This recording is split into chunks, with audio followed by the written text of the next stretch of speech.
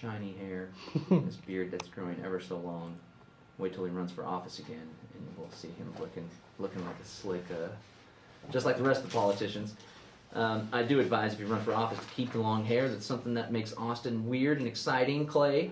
No need to change your look just because you're running for office. But Clay Defoe, take it away. Thanks, John. Thanks for allowing me to interview you today. You're welcome. John, wanted to ask you something I've thought about often and never really had the chance to ask you before, just in our personal lives. What got you involved in politics in this freedom-oriented slant? How'd you start to see how the world really works? Well, that's a good question, Clay Defoe. I've always been kind of a rebel and a rabble-rouser, which is interesting because my parents were fairly lax as far as discipline goes. I was able to, go hang out outside past nighttime, spend the night at my buddy's house, and I did get in trouble quite a bit in school. And they attempted to discipline me, but I guess it didn't work because I continued to get in trouble. But yeah, I was always quite a rebel in school, rebelling against authority. Looking back, a large part of it might have been due to me being bored in school and not being challenged and not having my creative forces focused in a manner that could be productive. So I decided to rebel out and talk smack on the teachers, and overall be a little bit of a tyrant. Denver was there for some of it on the school bus. I was quite the troublemaker. Got kicked off of the school bus on the last day of school. I was actually expelled from middle school the last day of middle school for bringing smoke bombs. And I was sent to the Alternative Learning Center in high school for being a pain in the teacher's butt. And I was also in trouble in high school for starting an organization called the Student Anarchist Front, which was organized to rebel against a new policy called the tardy table, which Denver probably remembers too, where they all of a sudden created a new policy where if you're tardy even 5 or 10 seconds, you are to not go to class, but instead go get a tardy slip and have a 15-minute detention during lunchtime or after school. So this is kind of like spanking your children. It creates the opposite effect. If you're trying to deter kids from being late to class, why would you, and they're only 10 seconds late to class, I don't know why you would make them 15 or 20 minutes late to class by sending them to go to this tardy table. So we organized the Student Anarchist Front, and we started passing out little slips. This was way back in the early days of the World Wide Web, or at least people making their own websites. And we made a website on geocities.com/Student Anarchist Front. I wish it was still there. It'd be pretty cool to see. And we put up top 10 things wrong with the AISD, and we were calling for a walkout where everybody would be tardy at the same time, and we were going to have protest signs and all sorts of stuff.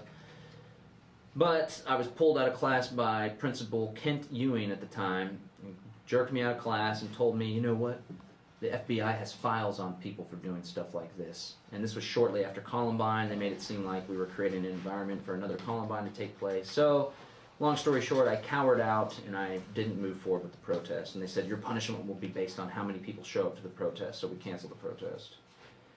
Had I known then what I know now, I would have thumbed my nose at the principal. But I guess long story short, I've always been a bit of a rebel. Then, during my senior year of high school, I came across a documentary in 2002 on Austin Cable Access by none other than Alexander Emmerich Jones of Infowars.com, and that documentary was 9/11 Road to Tyranny, which questioned the official story, which was pretty much already solidified by that time. This was back in 2002.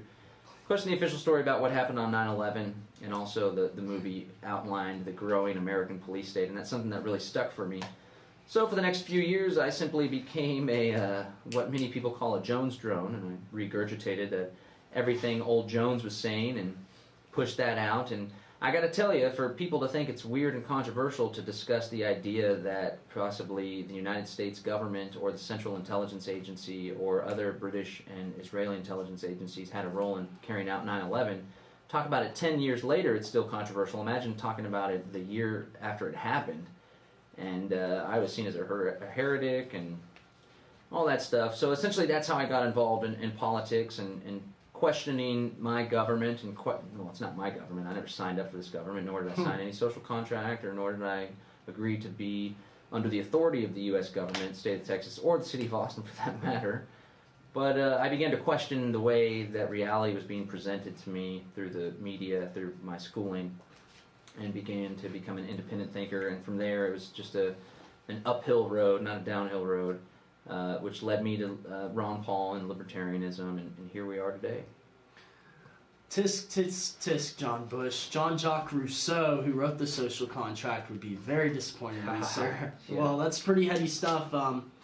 I like that you tell the listeners that your parents gave you a lot of freedom, as did my parents, Richard and Mitzi McCool. So I'm really glad to hear that it's still happening here in Texas. I'm curious, I'm sure the listeners out there are interested in this topic.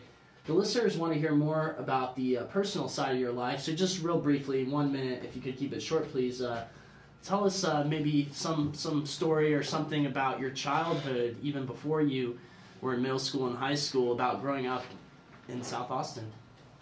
I don't know. I tend to have a pretty bad memory about my childhood. Maybe it's a selective memory, but I grew up in Tanglewood Forest, down in deep South Austin, right there on Slaughter, in between Slaughter and William Cannon, and lived on Wagtail. And then we moved down further south to Shady Hollow as that was being built. So my whole life I've always lived south of the river, and I've always been a South Austinite, except for 1 year I lived north of the river, actually, up in south of 51st Street. But I just recall things being a lot slower down in South Austin. I remember being on the very southern tip of the city. It's still the very southern tip of the city, but now it's expanded and there's apartment complexes and all sorts of condos and new developments everywhere.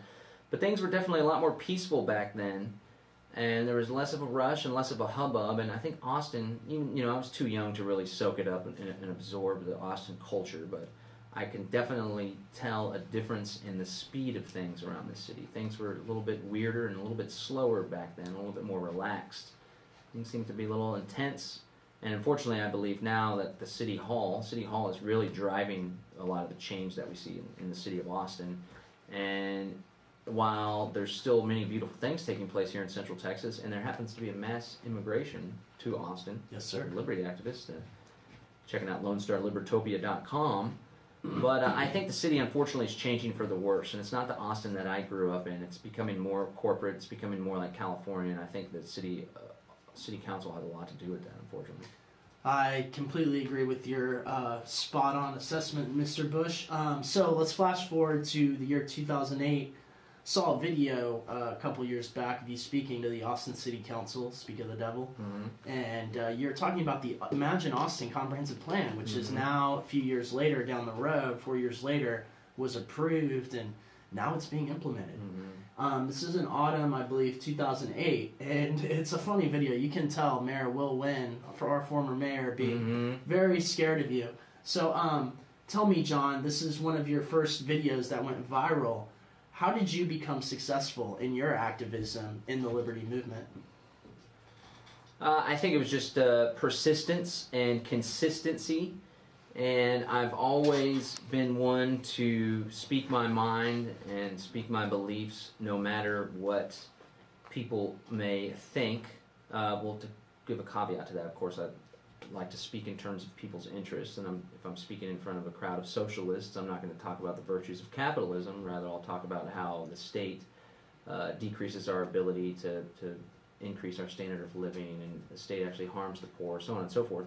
But I've always just been outspoken and never been afraid of expressing my opinion or my view of the world, even if that view of the world may be extremely unpopular. And I think that that is something that has resonated with people, because I find more and more of your average American is becoming more and more fed up and upset and disheartened and disillusioned. And people are searching more and more for answers. And people's preconceived notions of how the world works and what it means to be an American and what the American government's role in their life is, their preconceived notions are now being shattered as their illusions are clashing with reality. So I think now has never been a better time to genuinely speak your mind, even if it may seem radical and or extreme, because it's exactly that message that's resonating with so many people. So I think that's one of the main reasons why I've managed to find success in my activism, trying to create a more free world, is because from the beginning I've always been about just telling it like it is without worrying about upsetting people or people thinking that it's not credible, so on and so forth, because I've done my best to back everything up with facts and sources and present everything in a manner to where I know that my message is peaceful and it's on point and it's moral, and if people don't like it, then maybe they need to re-explore the way that they see the world, because the idea that we shouldn't force people to do things against their will, I would like to see universally accepted. And it doesn't seem like a controversial idea, but unfortunately it is controversial. Well, that's great, John, and I'm myself, Clay Defoe, very proud of you, because unlike most politicians, you are a truth seeker. Whether the truth hurts or whether it is something that will help you or hurt you, you don't mince words, and I really appreciate everything you've done for TAG and the city of Austin, actually. And I think, if I was ever in a position in Austin City Council, I would be more than happy to give you the keys to this wonderful city for all your work. Well, shucks, Clay Defoe, you're too nice. Anyhow, moving on, not to get all gushy here, I want to hear about some of your influences. I know we spoke just briefly during the break, and some of your big influences are, of course, 19th century political philosopher and competitor with the U.S. Postal Service at one point in time, Lysander Spooner, who wrote Trial by Jury, No Treason, the Constitution of No Authority, Vices Are Not Crimes, many other writings. Ron Paul, who ran for president in 2008-2012, and Murray Rothbard, who's a libertarian philosopher. Tell me a little bit about your influences and how they kind of steer your political, mental, intellectual thought. Sure.